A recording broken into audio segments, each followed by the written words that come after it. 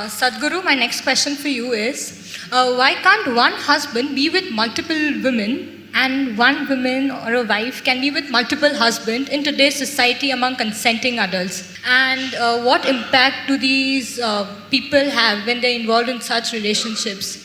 The body is the front end for every other creature on this planet.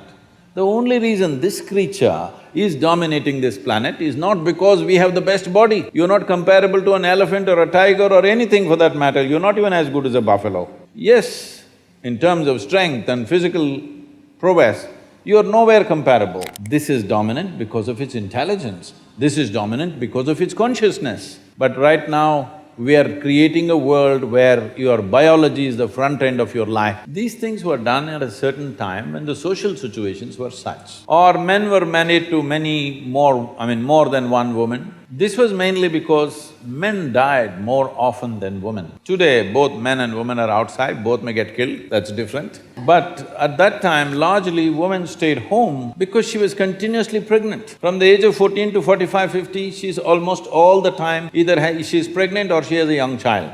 This is how life used to be. So because of that, she stayed home and she took care of the property and the agriculture and stuff. Man went out to do business or for war or something else, he went out. So men always died more often. So generally, in most societies in the past, the number of men was much less than the number of women, always. This has been the state all across the world. So naturally, when so many women were there, they needed care and they needed support in the society. And those days, a woman could not exist by herself.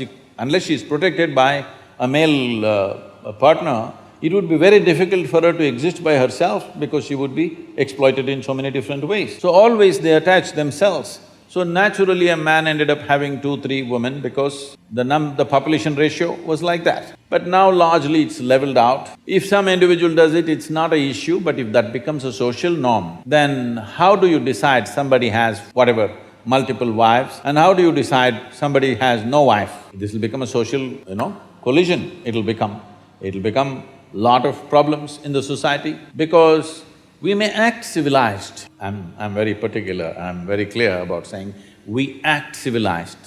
But when we are denied basic things that we need, all our civilization evaporates and we will behave like animals, yes or no? So, when fundamentals are denied, people will go flashing. So that's not going to work in today's world. And above all, the women's condition will become very bad. But today our requirements are not just about eating, it's about many things. So that kind of thing will lead to lot of complicated situations in the society. It's better to stick one-on-one and anyway, forever people have been doing their own things beyond the legal relationships. Things have been happening in the societies. That involves a certain risk.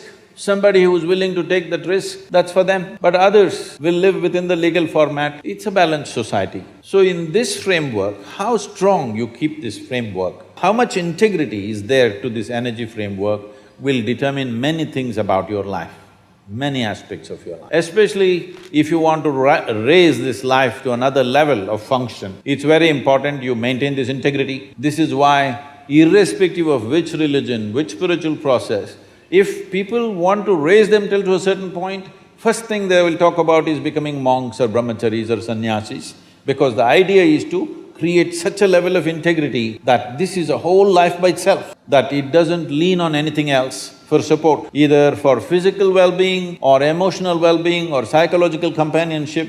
It doesn't lean on anything, it stands by itself because you want to take it somewhere else. If you want normal function, these things are not necessary. Now you want to become a rocket which breaks through a certain dimension of space. Now you need to be in a different level of force and integrity, otherwise it'll crack up. So you don't want to open your body to anything, and especially opening to multiple partners has its own negativity in that context. How much pain and…